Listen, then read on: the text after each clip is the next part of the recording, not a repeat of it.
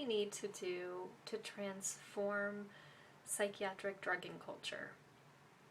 This is an interesting question because I'm part of a community where many, many people are fully aware of how the psychiatric industry works and how it tricks us, how it's tricked the public into believing in quote-unquote mental illnesses and chemical imbalances, and that drugs are a cure for these illnesses and imbalances that have been proven to have never actually existed, and that psychiatrists know this.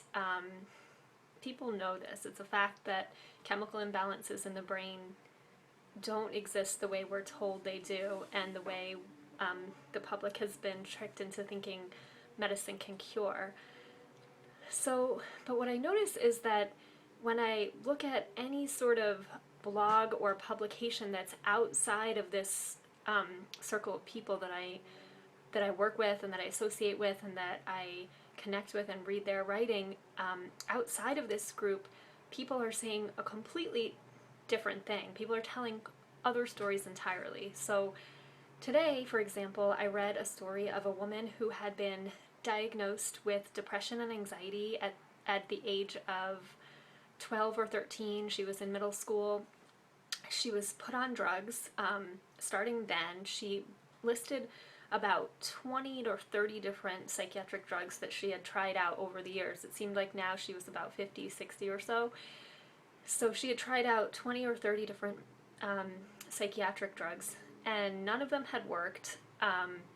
So she decided to try ECT, and she wrote an article about how she was hopeful finally that since she was told she has treatment-resistant depression and anxiety and bipolar, that the only thing left, since none of the drugs had worked or would work, as her doctors confirmed for her, that ECT was the only thing left. She had also tried all kinds of therapy, EMDR, different types of somatic therapy. She listed a bunch of those as well.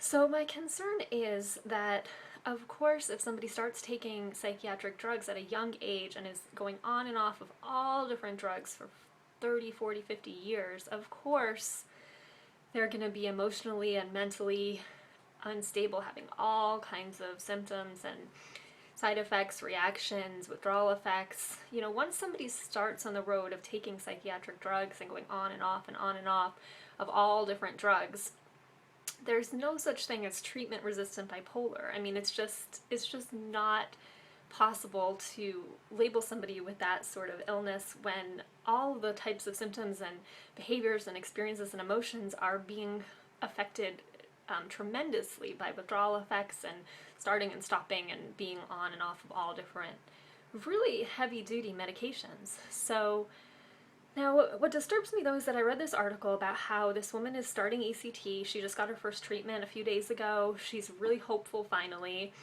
that something will work, and she's been told, you know, that it's very safe and effective.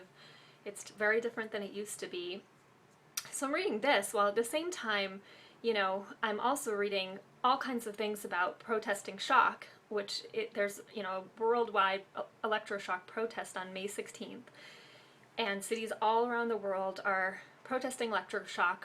Many shock survivors will be at those protests and are helping to promote these protests because they had been severely damaged by electroshock. Their brain had been damaged. They lost memory, cognition, emotional abilities, and many of these people still experience post-traumatic distress from electroshock. But then over to this woman's blog, and every single comment, she has about 30 comments from people completely supportive and saying, you know, we're so sorry that you have been suffering from mental illness your whole life, and we really hope that electroshock will be the thing that helps you. Now, this is really complicated because this woman never really knew what was actually going on, and nothing in the article said what was going on when she was 12 that got her on this cycle, and why was it immediately considered a mental illness, and why was she suffering, why was she feeling anxious, why was she depressed, what was going on in her family, how was she eating, what was going on in her school, what was she interested in, what were the actual feelings she was having, how was she expressing them. None of that is in the article. All we know is the list of 30 drugs she took, the list of therapies she tried, and the fact that she's completely despairing now, of course, and is trying ECT as a last resort and finally feels hopeful. So the thing is that the placebo effect, of course, is very powerful. So we all feel hope, like reading an article like that, of course all her friends and followers feel hopeful along with her, because she's experiencing the placebo effect of, the doctor saying, well, here we have one last thing for you, and this can give you hope. Of course, none of our treatments have worked so far. You have treatment-resistant bipolar, but we do have this one other thing. We have electroshock, so there's still hope for you. This is a powerful message for somebody to receive if they really trust the medical establishment. Now, of course, for somebody to have been, receiving these quote-unquote treatments from the medical establishment for 40, 50 years and having them all fail, it's disturbing that they do still trust the medical establishment. It's really sad, actually. I think what's sad about it is how duped we are into thinking that our emotions need to be cured by the medical establishment. They don't. They absolutely don't. The medical establishment is not going to cure our emotions. It's just not. It's just not. I can't explain it any further, but I can tell you with absolute certainty that there's no doctor that's going to fix you. There's no doctor that's going to make your pain go away forever. It's just not going to happen that way. Western medicine at its best can give us, quick relief, emergency relief. It can help us with certain emergency health procedures, but it can't make our pain go away forever. And I'm saying this as somebody who's experienced a lot of pain in my life, a lot of emotional pain, physical pain, including the pain of going on and off psychiatric drugs at a young age.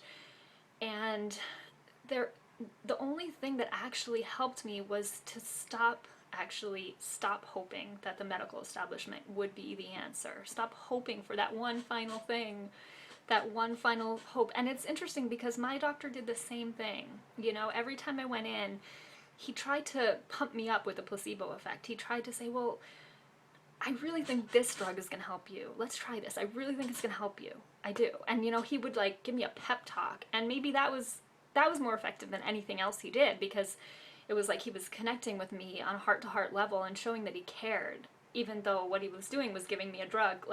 The emotion that he invoked was actually making me feel like somebody cares, somebody's with me here emotionally, and they really hope that this will work for me, Meanwhile, all my problems at that point were pretty much caused by all the other drugs that he had already put me on, hoping that they would work.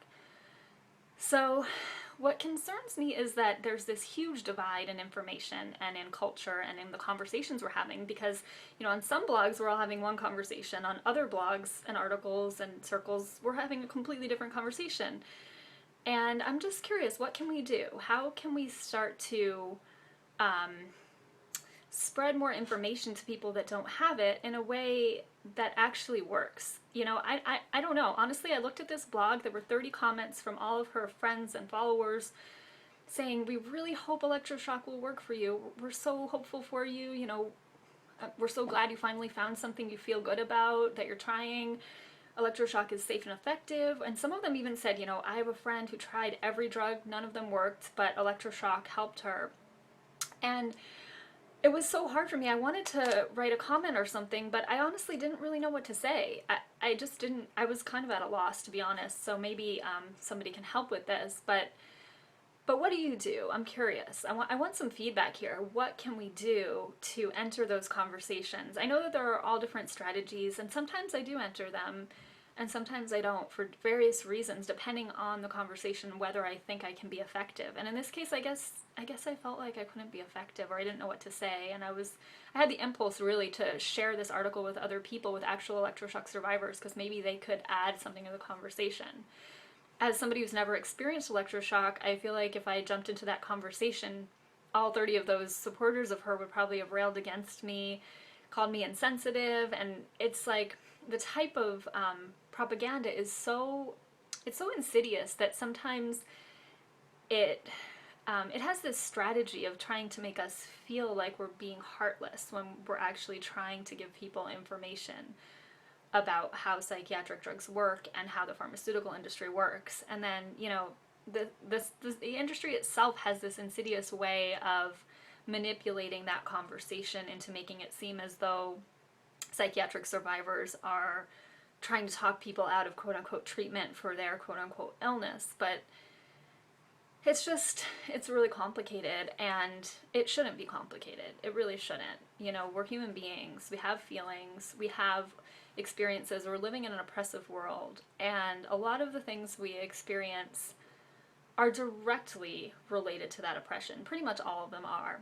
Any kind of depression or anxiety, it's directly related to our lives, to our society, to our food systems, to our government, to our law systems, to inequality, racism, sexism, classism. I mean, all of these things are so so ingrained in our daily lives that we just don't even realize it, and we call our suffering from those things an illness when it's not. It's not an illness. It's us being alive at a time that's really messed up, you know? There's a lot of messed up stuff going on, and being depressed, or I don't even really like the word depressed, I don't know what it means, but feeling despairing, feeling unable to function because we're so unhappy, it's not an illness. It's just not. It's reality. And I think what makes it a chronic illness is when we start to get into that loop of thinking that the mental health system can solve it. So I'd like to hear from you. What can we do? How can we change these conversations? What can you do? What's one thing you can do right now to change things a little bit, to enter those conversations? I'd like to hear. Thanks.